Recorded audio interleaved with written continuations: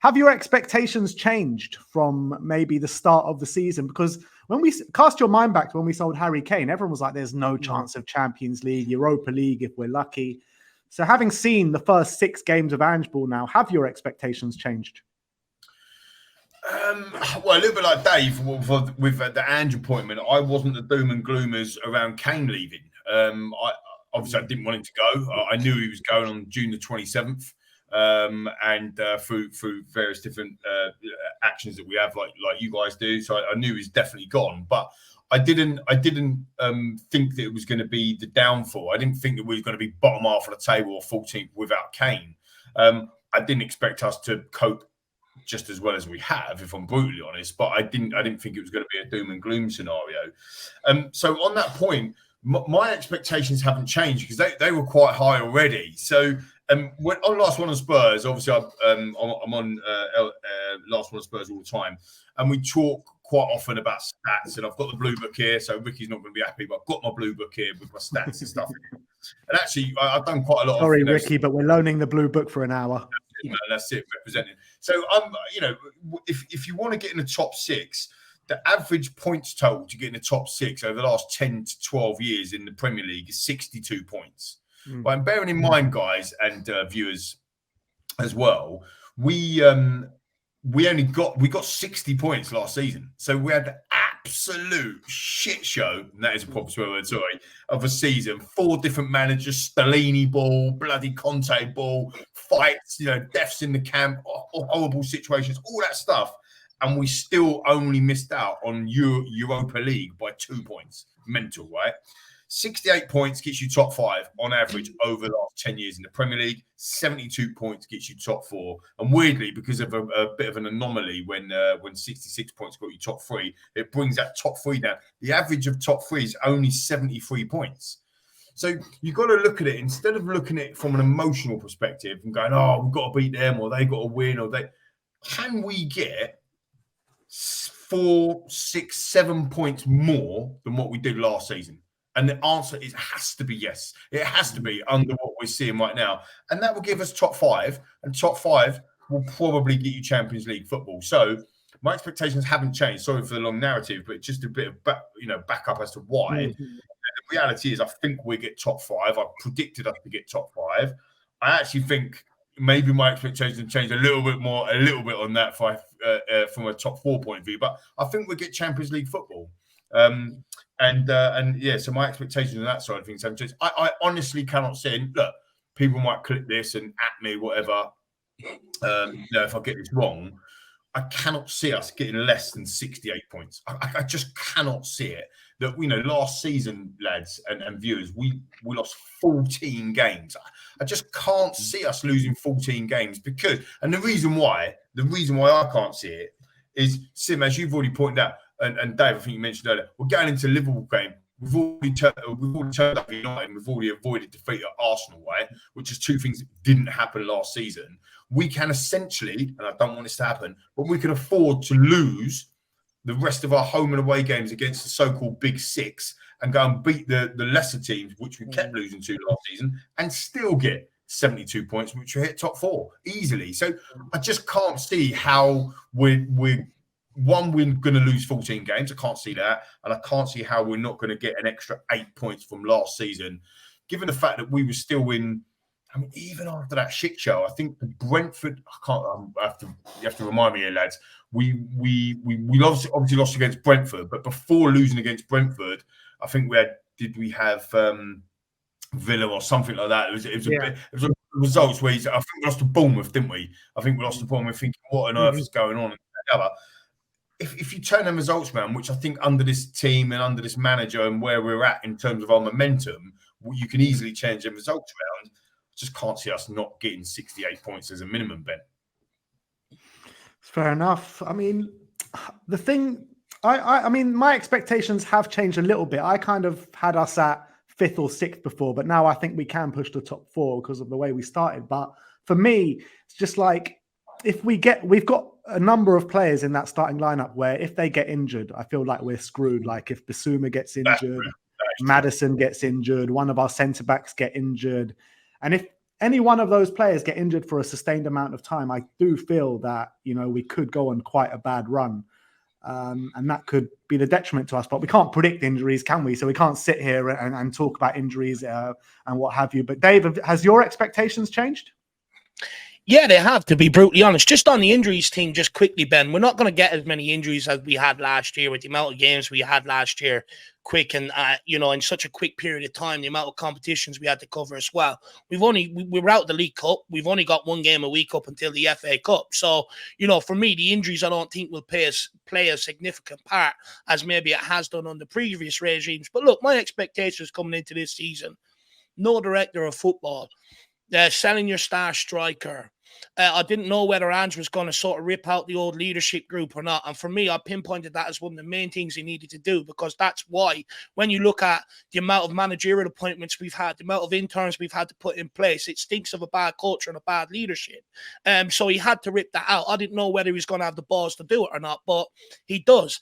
And with the amount of new signings, the change in the goalkeeper, the backline, I thought there would have been a bedding in period at the start, and I thought eventually maybe halfway during the season it'd click and we'll get going.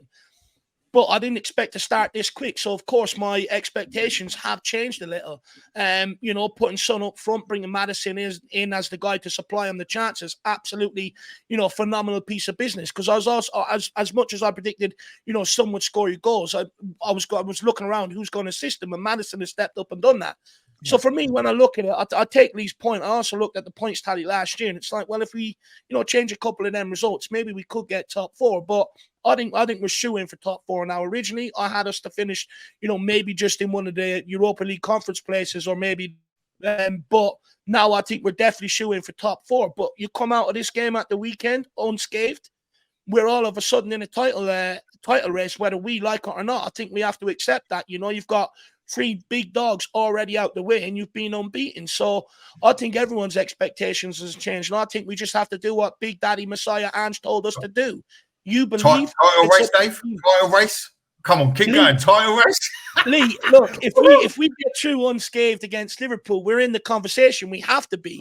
How we handle that is up to us. But like I said, you just got to do what Ange says. It's up to you to believe, and it's up to the team to match it on the football pitch. So just play your part. That's all I say. Get strapped in for the ride. Sim, has your expectations changed? Well, at the beginning of the season, I had maybe our ceiling to be top 5. I thought maybe we can sneak into 5th if we get a bit lucky, like with the way that we have, with the fact that we got 1 game a week, and a lot of the teams around us like Brighton and Villa and Newcastle who got European football, and I didn't really see us finishing above Man United, Liverpool, Arsenal, or Man City this season. But now, definitely looking how we've started, looking how other teams have started as well, looking how disarray Man United are right now. Their attack has been decimated through unsuspecting factors. So they're in a lot of trouble at the moment. Chelsea look completely off the pace. Newcastle don't really look like they're the same team as they were last season, and they've got games added in as well.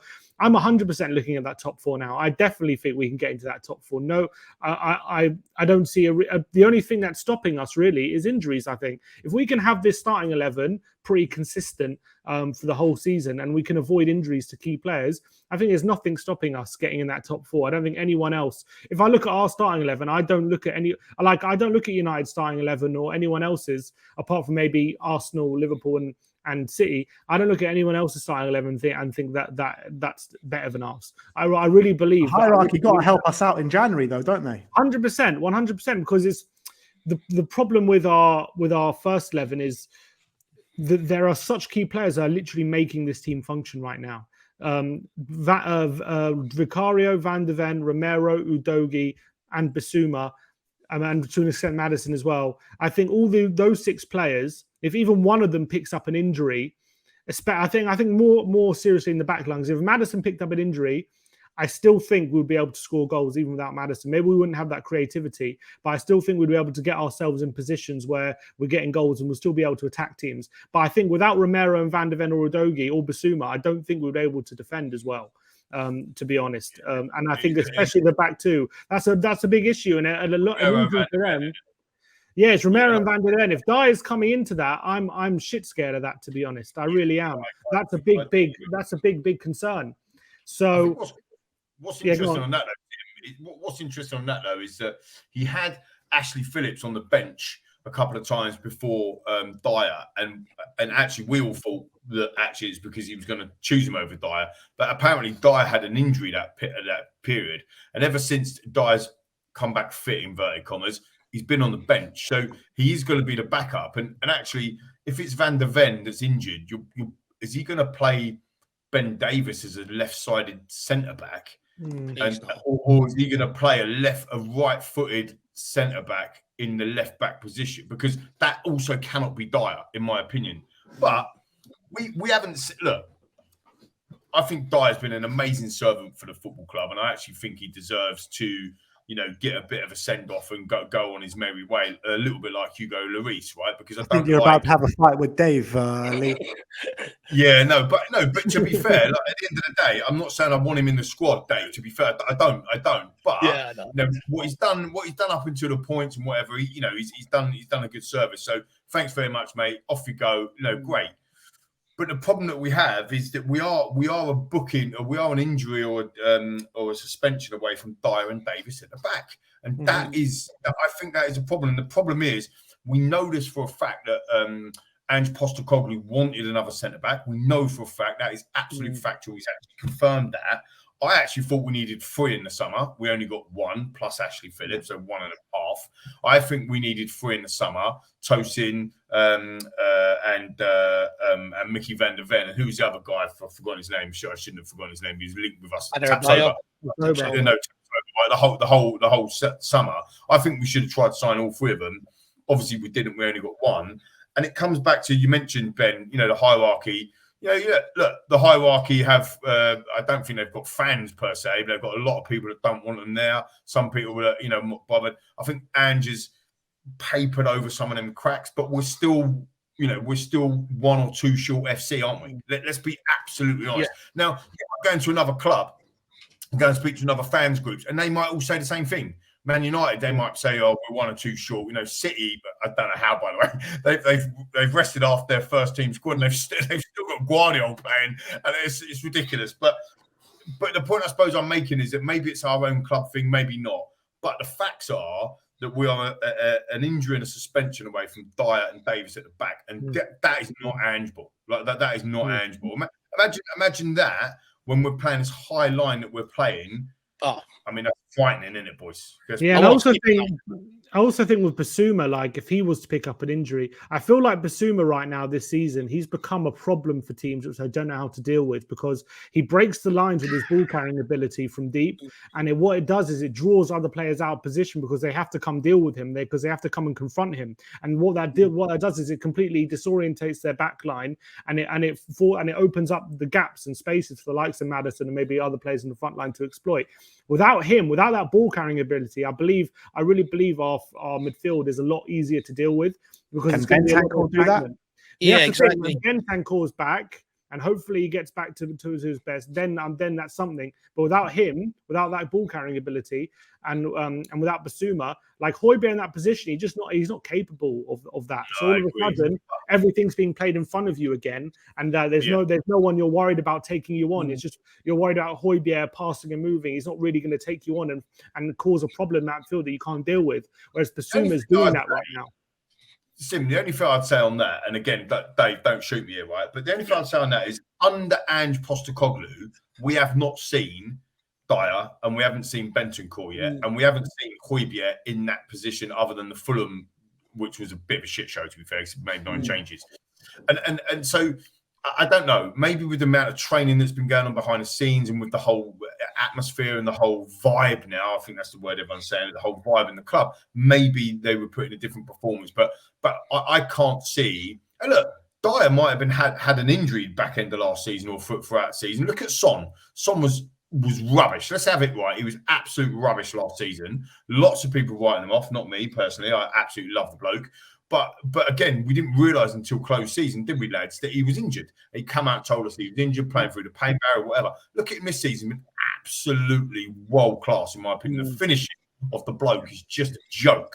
like probably one of the best. I think, Sim, you said it, one of the best, if not the best finisher in the Premier League. So, you just never know. But that is the worry. And the biggest worry for me is if Ange had come out and said, no, I'm totally cool, Dyer's happy days, I'm with it, I'd have maybe a bit more relaxed because he knows what he's talking about clearly. But he hasn't said that, has he? And he's kind of, he definitely wants another centre-back. Look, with Dyer, I have no confidence with him stepping in. Even if he did have an injury last year, he was atrocious under Jose Mourinho at centre-back anyway. So, there's no sort of injury excuses there for him. He's just not good enough. If he played in that North London derby, he would have cost us a goal. We would have lost that 100% for sure. And I take your point that maybe, we are one or two players short. I'm not saying we're going to win the title, but I think, can we sneak our way into a race? Because mainly it's a 38-game season this season. We've got no other distractions. So a lot of them injuries may not actually happen that maybe we think will happen. And also, we've got January to strengthen the squad again. But I don't think Ange is targeting the Premier League this season. I think personally Ange, is looking more at next season when we can get another summer window behind ourselves. And I think if we can keep Ange here for the next 4 years with the style of football we're playing, I think we have a unique opportunity. You look at the longevity of Guardiola at Man City. Is he going to stay there much longer? Is he going to look for a new challenge? Jurgen Klopp at Liverpool, will eventually he look for a new challenge if they don't sort out the recruitment process and the DOF and stuff there for him? So, if we can get Ange to last the 4 years and they have to make managerial changes, all of a sudden, we're the best team in the league with the most exciting football. So, for me, I think we should be looking at this a little bit longer term than just beyond this season. Dave, don't give City any ideas about Ange and Pep. Don't give Liverpool any ideas as well. I think there was an article published, I saw on X the other day, that in May 2022, City were sniffing around. I saw that as well. Yeah, and I thought, that was quite interesting as well. But hands off our big Ange. It was Guardiola that recommended him to Celtic. That's how he got the Celtic job. So. He's well in there with the City groom from his time at Melbourne and stuff like that. I've not looking at him for sure. So it's safe to say that expectations are high here at Tottenham, and that's what we love to hear. That is that's what we've been moaning about for the last 3 years. Exactly. We finally got it back at our club. Finally. Aiming high, then succeed aiming low. Exactly. I'll be honest, boys. I think we can win the Champions League this season. Can you imagine handball across Europe, though? Can you imagine handball right across Europe? That'll be some roller coaster. I cannot wait to be back in the Champions League playing handball. Those nights are going to be special.